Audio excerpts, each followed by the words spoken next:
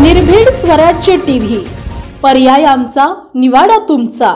आषाढी एकादशी निमित्त विठुरायाच्या दर्शनासाठी ओढ लागलेल्या वारकऱ्यांना पंढरपूरच्या दिशेने घेऊन जाणारी रेल्वेची विठ्ठल दर्शन एक्सप्रेस गाडी आज बुलढाणा जिल्ह्यातील खामगाव रेल्वे स्थानकावरून पंढरपूरच्या दिशेने मार्गस्थ झाली आहे।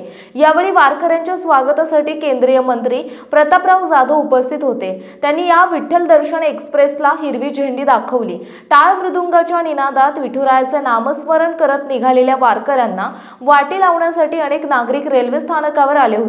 त्यामुळे रेल्वे स्थानकाचा परिसर भक्तिमय झाला होता। विठुरायाच्या दर्शनासाठी जाणाऱ्या वारकऱ्यांचा प्रवास सोयीचा व्हावा या दृष्टिकोनातून केंद्र सरकारच्या रेल्वे विभागाच्या मदतीने दरवर्षी बुलढाणा जिल्ह्यातून रेल्वेची विठ्ठल दर्शन एक्सप्रेस सोडण्यात येते। या विठ्ठल दर्शन एक्सप्रेसची पहिली फेरी दिनांक 3 जुलै रोजी पंढरपूरच्या दिशेने रवाना झाली आहे। या विठ्ठल दर्शन एक्सप्रेसला केंद्रीय मंत्री प्रतापराव जाधव यांनी हिरवी झेंडी दाखवली। त्यानंतर ही गाडी पंढरपूरच्या दिशेने मार्गस्थ झाली। यावेळी भाजप महाराष्ट्र प्रदेश सोशल मीडिया सह संयोजक सागर फुंडकर यांच्यासह विविध राजकीय पक्षाचे आणि सामाजिक संघटनेचे पदाधिकारी, वारकरी, नागरिक उपस्थित होते।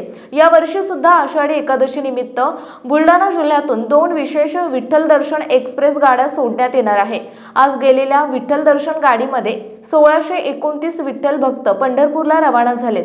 त्यामुळे रेल्वे विभागाला या विठ्ठल एक्सप्रेसच्या 6,11,055 रुपयांचे निव्वळ उत्पन्न मिळाले।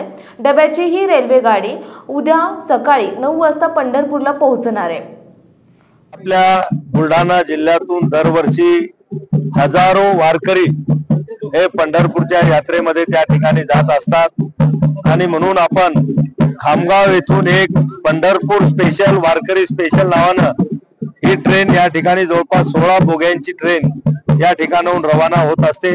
आज ती ट्रेन इथले हजारो भाविक बुलढाणा जिल्ह्यातील घेऊन आज पंढरपूर करता आषाढी एकादशीच्या दर्शनाकरता वारकरी लोक त्या निघालेले आहेत। त्या रेल्वेलाच हिरवी झेंडी दाखवण्यासाठी आम्ही सर्वजण या ठिकाणी आले।